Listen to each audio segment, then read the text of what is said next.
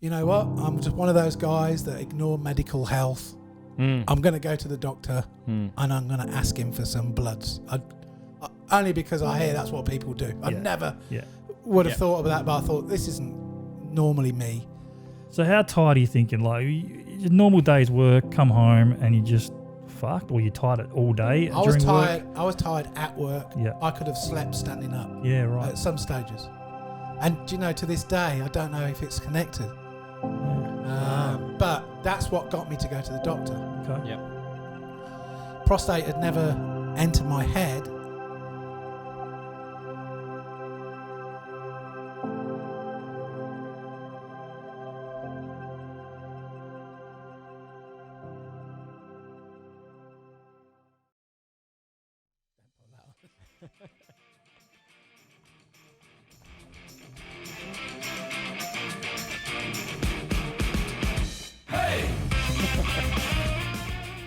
What is up, everyone? We are back. What life throws at us for another interview episode. What's up, Double D? Oh, not a lot. Not a lot? You know how it is. Yeah. Life's not throwing too much my way at the moment, which is good. It's a good thing. It does. And we have a returning guest today. That's correct. Mankey. Hey. Mankey. What is up, mate? It's been a long time. It has, what, a couple of months? Yeah, something like that. Still only got the one t-shirt. I'm glad you wore the same shirt as last time. It's great. Oh, shit, snap me too. I think this was the same one. Possibly. Definitely wanted you... Sorry, go ahead. I was going to say, I could quickly tell you why I have got the name Mankey. Go for it. Do it. Quite a funny one. Yeah, mate. I lived in a city in the UK called Nottingham, and my parents moved down to Oxfordshire when I was 20 years of age, and I was enjoying myself in Nottingham, so I said, I'll go it alone. That lasted 12 months. Yeah. When I realised the job I had. How old? I was 20. 20. I was working in an old Victorian paint factory, earning hardly any money, paying rent, and going out every Friday, Saturday, Sunday night, and then Monday morning. Oh yeah. I'd be lucky to have £1 to my name to last me till Friday, and it was this vicious circle.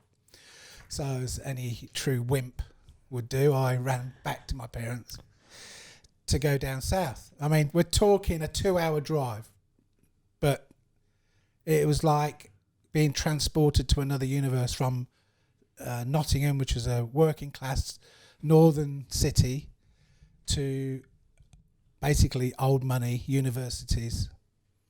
And anyway, so it was Christmas time. My sister had already been working the networks down there for a year, and she got this group of friends. And it was the day before Christmas Eve. She phoned me up and said, come and meet the guys. So in Nottingham, it was a whole different board game of going out. So you go out on a Friday, Saturday, there'd be 10 guys, that's it. No girls. And you were dressed up. Like, we were dressed in suits. Yeah, right. In Oxford, it didn't work like that. They were dressed casually, but the clothes they wore were way more expensive than the suit I was wearing. Yeah. So when I turned up talking gobbledygook northern, dressed in a suit, they must have been, this is going to be great. They couldn't believe their luck. They absolutely pulverised me, and so basically, to cut a long story short, they kidnapped me. Now, not physically, in the boot of a car, but financially. I had no money to my name, not a cent. And they were offering me nights out, as much alcohol as I could drink, right? Accommodation in a funky apartment, but as long as I went on with everything they did to me. So the suit had to stay on the entire time. It was for 4 days. And in that time, I refereed a football match in my suit. And it got a bit smelly.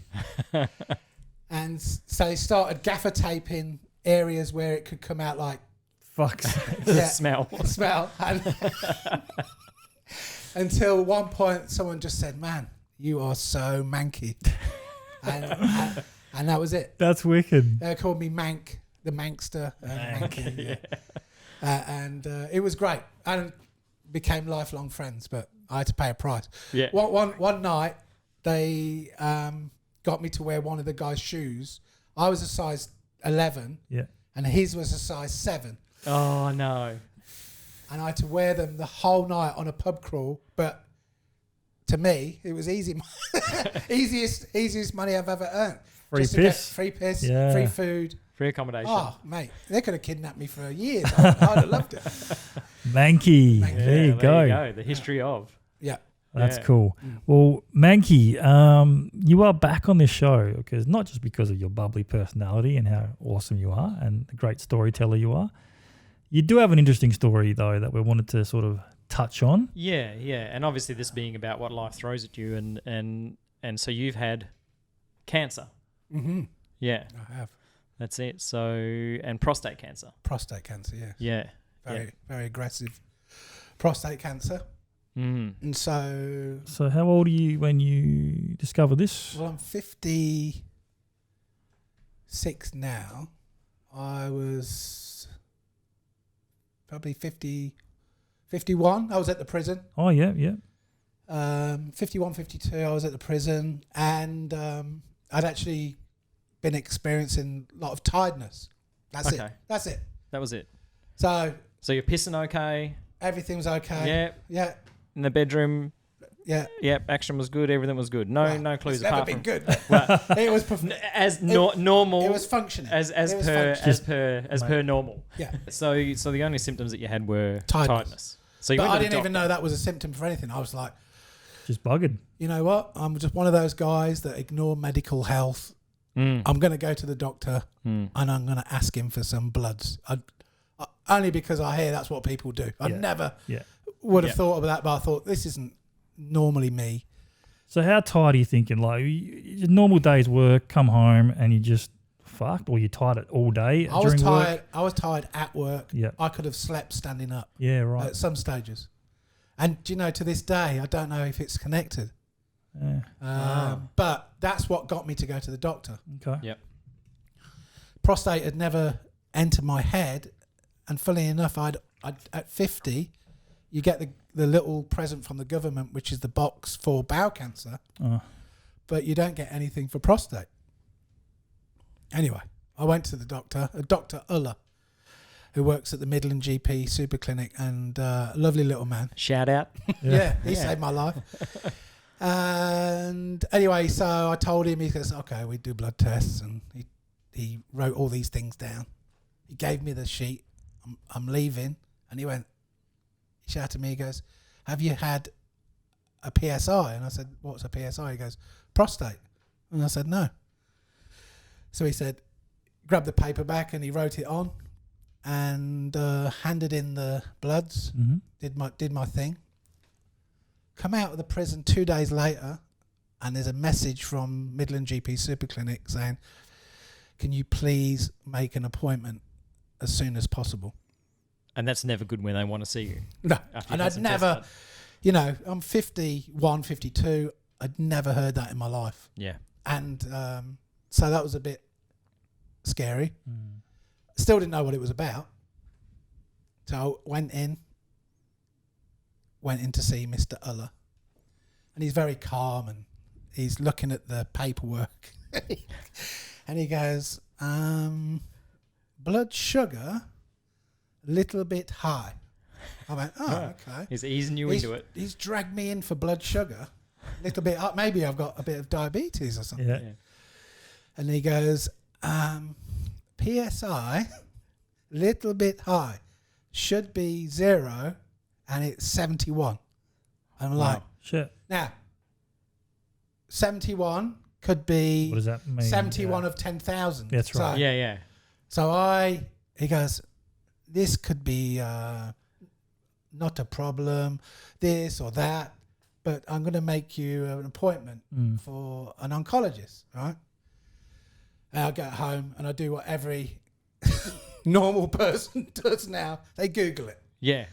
Worst thing you could do. Yeah. 71 is off the charts. Fuck. 5 to 10 is cancer. Wow. 71, I should be smelling of it, you know. So I go to the oncologist, and he's like, no, this isn't right. No, I'm not having it. There's no chance that you're 71. He goes, I want another test, right? So I'm like, okay. So I go and have another test, and this is Christmas time.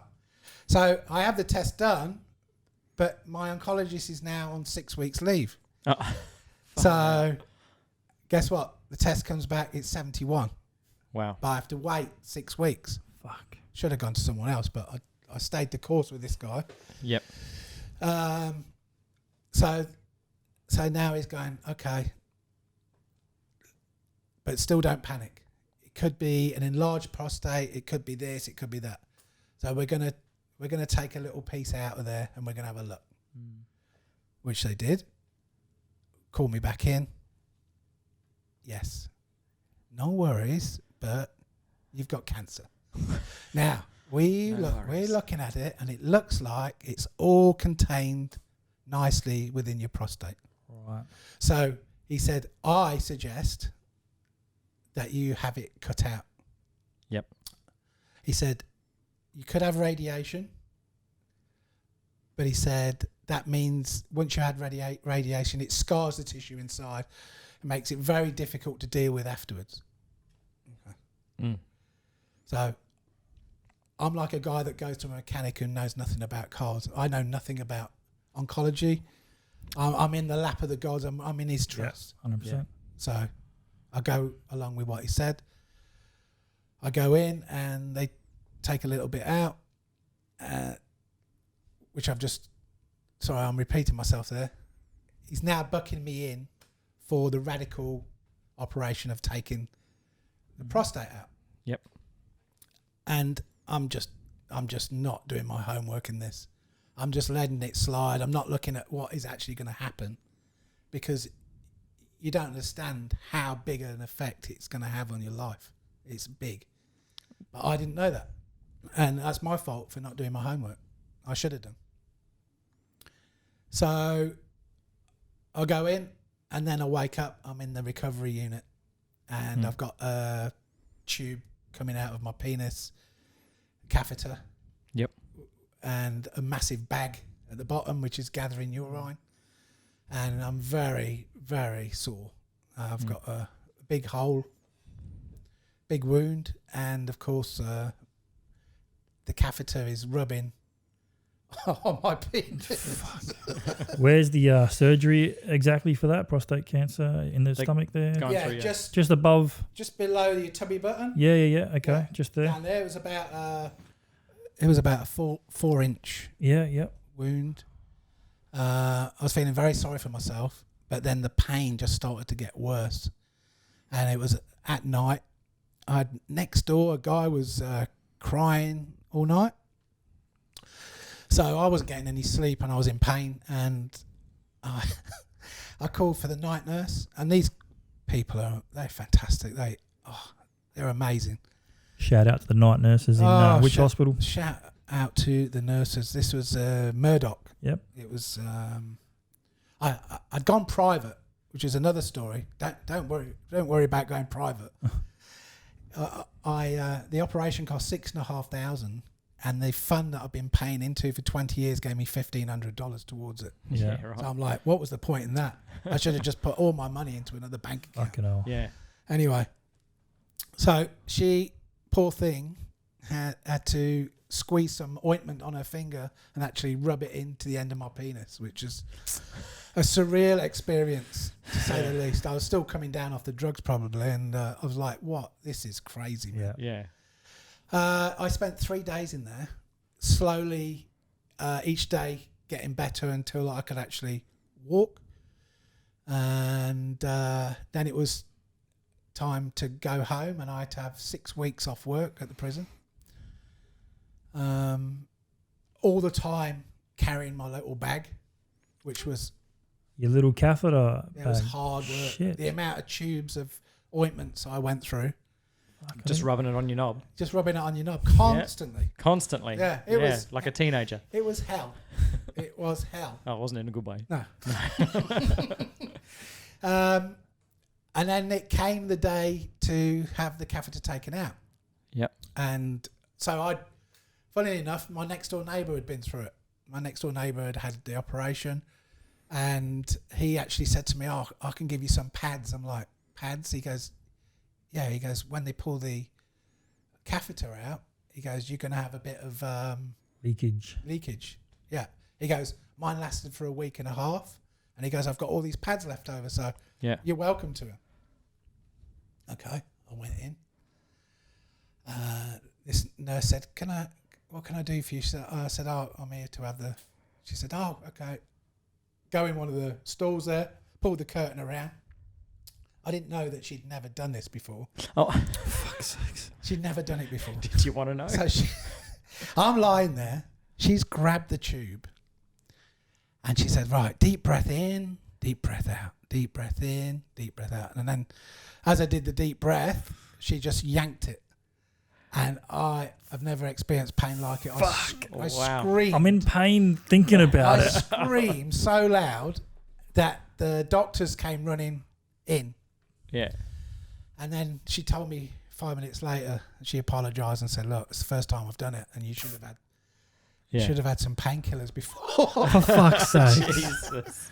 She's trying to start a fucking chainsaw. But then it all entered my head that what my neighbour had said. I'm like, actually, look, there's no leakage. Yeah. So I was absolutely ecstatic. I was worried about that, and I had none. Wow. And I remember driving home, pumped up, playing music, going, "This is fantastic. Freedom. They've cut the cancer out. Yeah. And I've got no leakage. Life's good." Yeah. 4 days later, leakage. Like, basically, it's 100%. So whatever I drank would come out. Just piss, right? Just piss out. Yeah. So my next door neighbour's pads came in very handy. Okay. And anyway, so I had a couple of consultations, and then the oncologist said, "Right, we need to sort this leakage out." So he made an appointment for me back at Murdoch. I'll never forget, they gave me like a dressing gown, one that I've never experienced before. So full arms and top, but then just only going over your... Like a loincloth. Just barely covering my Just testicle. barely. Just barely. So with every step So your nuts are hanging out. Yeah. At my age, they're hanging out 3 or 4 inches further. The lady said, "Oh, I'm so sorry. He's not ready for you. Can you just go in that room there?" I open the door. There's 40 people in there queuing up for something else, waiting for something else. I have to sit down. Oh, for fuck's sake. How are you sitting down with I'm this tiny sitting little down, and there's a couple opposite me.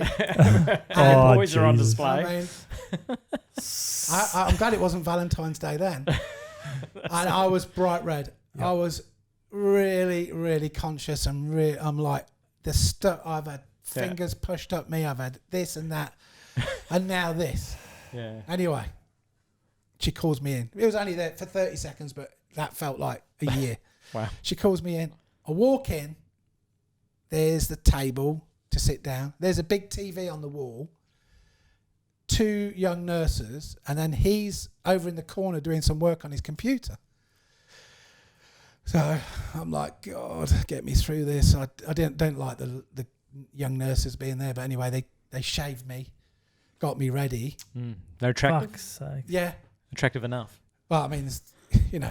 So they got It you. doesn't matter. They got your pieces out. They're just shaving you around. They're shaving me. It doesn't matter. There's no. You're just like, There's absolutely no da. feeling there. It's like it's gone. okay. It's like an old Cornish tin mine. Yeah. Yeah. It's out of It's action. empty. Right? And he's there tapping away, and I'm lying there. Next thing, I could feel him get up and walk slowly over to me. And then all of a sudden, he dives for it. He dives for my penis with his hand, like as if I'm going to run away or something. And he grabs it, and then I can understand why he grabbed it quickly. He brought out what looked to me like a big painter's caulking gun. right? And the nurses then straddle me down, The fuck? and he then gets it to the tip of my penis and shoots, I don't know how much, a litre of fluid down there. And it was the most insane sensation. It was horrendous. Fucking hell. Yeah. So I'm bucking like a buckaroo, Yeah. and he goes, "It's okay, it's okay." I said, "No, it's not okay." It's not okay. And then he gets his camera and he shoves it down. That was obviously the lube for the camera. And he goes, "Look, we're You're in." still wide awake at I'm this like, stage. "Oh yeah, I'm wide awake. There's no, But they've numbed you or some shit, right? no, They're just in there. we're just in there." Wow. And he's going on the TV. He goes, "Look, here we come. Look, we're going along. Up your cock. He goes, Here we go Yeah. into the... There's your sphincter." Oh. Oh, he goes, "Sphincter's looking okay." He goes, "I don't understand." So, does that for 5 minutes. Then I have to get up off the thing, go back to the room to put my clothes on. And then all of a sudden there's this incredible sensation in my penis again. And I walk. Incredible. I've never felt anything like it. Okay. Right. I walk over to the toilet and then I feel like I want to urinate, but it's more. And my penis started to spin. Started to spin and started to blow this fluid everywhere. Lube, camera lube. I mean, it only Yeah, lasted yeah. for a few seconds, but it was incredible. Anyway, The I'm just vision. picturing one of those top hats with the Yeah, little fan that you spin. after all that, they came up with the fact that what had happened was when they did the operation, because I was inflamed, it actually created a seal. And as the inflammation and the bruising died down, it exposed that there wasn't a seal. Yeah, okay. So I am in fact 100%. Open. Well, I forgot what I've got. What have I got? Leakage. Yeah, leakage. Yeah, yeah. Right, So- there's a professional word for leakage. Okay. Yeah. And so that was 2 to 3 years ago. 3 years ago, I'm still 100%. Wow. As I So something's problems. happened there. There's been nerve damage, or the sphincter that keeps your bladder closed or whatever's so just so when something's you have happened. So when you have a prostate operation, Yeah. it takes out. There's 3 things that stop you pissing. Right. They take out the top 2. Wow. The only thing you're left with is your sphincter, which you can go and have. And I went. Yeah. Very lovely lady taught on. me how to do sphincter exercises. Oh, like Oh, like shit. a men's version of the Kegel. Yeah, it's pretty much like that. Yeah, yeah. Didn't work. It hasn't worked. Right. I'm still 100%. So I'm still wearing the pads. Yep. So this is years later now. This is years later. I'm just so used to it. That Yeah. there is an operation that I have actually backed out of once, Right. but I am now at the point where I've got to do it because, okay, I'm managing myself now, Yep. but I'm thinking of in years to come when I'm going to the nursing home. They won't want to be. They'll be tying me up and bashing me because I'm causing them so much grief. Yeah. So so this operation, basically they go in and they put a band around your urethra, and then they put a mechanism in your testicle, so a button they put Yep. up, and you go to the toilet, you press the button, Yeah. it releases the band, Wow. allowing the urine to pass through, Yeah. Oh. and then you press the button and it then Shuts it clamps off. the urethra again. Jeez. Yeah. That sounds pretty hardcore, and you've obviously already had a lot of invasive surgery. So That's why I'd been through a lot. How many times do you And go I've under got the a knife? really positive outlook. I'm like the camp comic at the hospital. I was just Yeah. joking around all the time. Good on But you. when you go through a lot of that stuff, Yep. it just There's a like, you just concern. think, "Ugh, I'm not ready. Yeah. Yeah. I'm I with wish you. I'd have done it, but I wasn't ready, and so now I'm building up to being ready. Yeah. Yeah. Um, Absolutely. And obviously there's risks associated with that too, because I could imagine, you drink a bit of the happy sauce, and you can slam down some beers, and you can't, I No. suppose, because you've had cancer. Yeah. Yeah. But even if you were But even I soft drink or just normal liquid, not even alcohol based, is there a way that you can tell that your bladder's full and you need to go? Do you still have that after this operation? Would you still have that like natural urge to go, and then you're like, oh, you know, I've got to go? So what happens is when you stand up, it's free flow. Yeah. And when you sit down or when you're in asleep, when I'm lying in bed, I lock it somehow. I don't know how, Okay. but I lock it. Yeah. So the leakage is when I'm stood up, walking around, working. Yeah. That's just leaking away. Yeah. So you still do have to have. You still will have to manage yourself with the pads, but after the operation. after the operation, I'm talking about like how do you know? How do you know that you need to go? Good point. Good point. Because I am missing something vital out of this. All right. Yeah. That seemed like the end of the story, but actually, when they did the operation, they found out that the cancer wasn't contained inside. Oh. Right. That in fact the prostate had split open, and the cancer had leaked out. Yep. So, they had to take a bit more. well, then I had to go for not an MRI. It was some sort of nuclear one where you drink this stuff, and you feel like you're a hot kettle boiling away, and it does a full on X-ray of your body. Right. Yep. And they located a couple of things in my leg, a couple of things in my stomach. Shit. So I had to go and have 12 weeks of radiation every day. Fuck. Yeah, Every day you every did day. that. Fucking hell. But for them to do it correctly, you had to have a full thing of water. What is it? Bladder. Oh, a full bladder. So you had to have a full bladder. Yeah. Yeah. Well, to keep that Of course. water in my challenge. bladder, Yeah. I had to get a clip. It was it's called a penis clip. I call it a cock ring. Yeah. Yeah. Whoa. What's going on? Yeah. It's like a clothes peg, but it snaps. It's got a little mechanism at the end. So okay. you basically get some bit of foreskin together and then attach the clothes peg on the end of your foreskin. Right. Wow. Now, this is all sounding great until you're actually wearing that thing. Oh, Because it doesn't sound great at all. The pressure that's building up, yeah. you are sat there Mm. not patiently, because you have to go into the radiation, you join a queue of 5 people. The way they run it is so efficient, Yeah. but not for the guy wearing that. Yeah. Because I'm holding on to the chair, I'm pouring with sweat. Yeah. Feet tapping. And you know you've got to have, I got a bit confident. I go to the toilet and I take it off and allow some to come out and then put it back on. Did But you? Yeah. It was blasting out, let me tell you. It was like the time, it was crazy. And I failed once, so I had to go back an extra time, but the rest of the time I managed it. But I'm in pain having the having the That's radiation. shocking. It wasn't the radiation that was giving me pain, it was that pressure. Yeah. As soon as I got off the bed, I ran to the toilet and just Yeah. exploded. So they managed to get my cancer score right down. I think I'm 0.1. Wow. I have a checkup every 3 months now, Okay. I was going to say, how Yeah. often do you keep checking and it? it's just blood. Yep. And now because of COVID, something they could have done pre-COVID, instead of having to go to the hospital, now they just phone you up. I don't know why they didn't do that anyway. Yeah.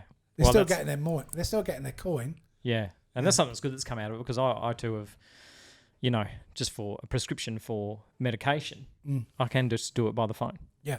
And yeah, whereas before I had to go and sit in some waiting room with a whole heap of sick people and probably end up getting sick myself. So I think it's great. No, it's fantastic. Yeah. I love One it. good thing that's come out of COVID. Definitely. Yeah, prescription phone calls. Yeah. Yeah. Yeah. So it's not a pleasurable experience, and to anyone that has it, everyone has a different experience, because I think having it leaked out, having full leakage as well is probably as worse as you could get it. But then I met 2 guys in there who were expecting to die. So, and when you go to the radiation department, God, you feel so lucky because there's people there in a lot worse situation than you. Yep. Yeah. So I just kept positive, and it worked.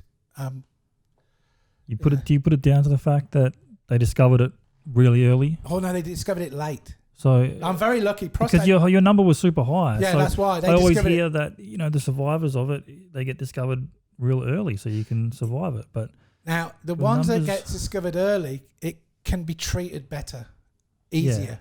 okay, They have robotic surgery now. So if it's like a tiny cancer in that little ball, sometimes they can just deal with that part.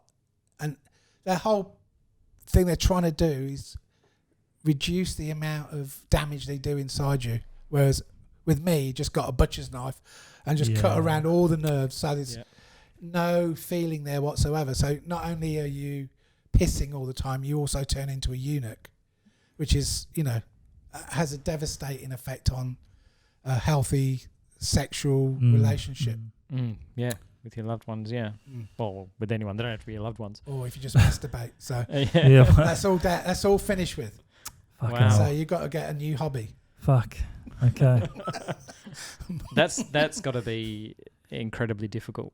Yeah. I think. Yeah. Because I don't know. I mean, for me, sex is important. Yeah. It's an important part of a relationship between, myself and my wife. Yes. So to have that gone would be difficult, but manageable. Well, you've got to have the right partner. Yeah, agreed. And I think I do. Yeah. Yeah. Because there is way more. Oh, it's only more Of course. a small percentage Yeah. of your relationship. Yeah. Yeah. Yeah. Absolutely. But still. So from what I'm gathering, so you had a high number, right? Yeah. So and you got through it. And I always just thought if you get diagnosed with that Well, at the a thing later is, stage, okay, they caught it, I think, as late as they could. yeah. They didn't so any later. The thing is, the cancer was in my body, Yes. and that's where it all ends up Yeah. going badly wrong. So Okay. they've obviously caught it Uh, at the best time possible Yep. before It's gone out of more. any longer. Fucking good on you, mate. Like, So it was a fluke that I Yeah. just decided, let's go and get some blood tests. It's a fluke that he, as I was leaving, said, "Oh, have you had PSI?" Because he hadn't written that down. I would yes. still had those Yeah. blood tests and not known. Not known. Yeah. And it's an amazing cancer. It's the slowest growing cancer. And it really shows you no signs. Like some people get signs. I had no signs. And prostate was full. Yeah. So going to get a blood test, I've done that. I do it quite often now, to be honest, just to sort of make sure. I get pains down there and stuff like that. But you have to specifically say, I want to check the PSI. Well, the problem is, Well, I thought they just pick it up if it's something. They look at the blood test, but you've actually got to. how old are you?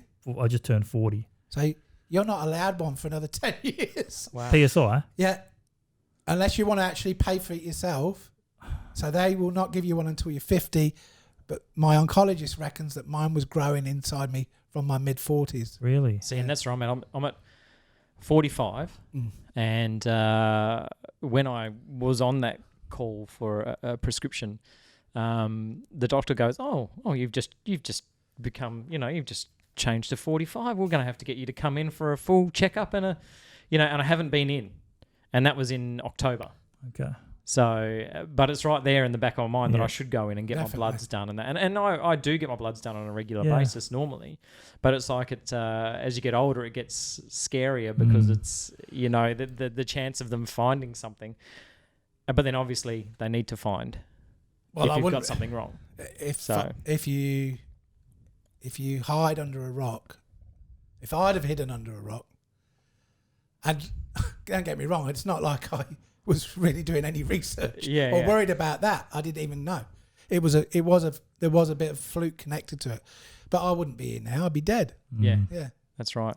And if I knew what I know now, man, I don't know if it costs $1,200 or $2,000 to have a PSI in your mid-40s and to catch it super early, which means they'll be able to treat it in a different way totally.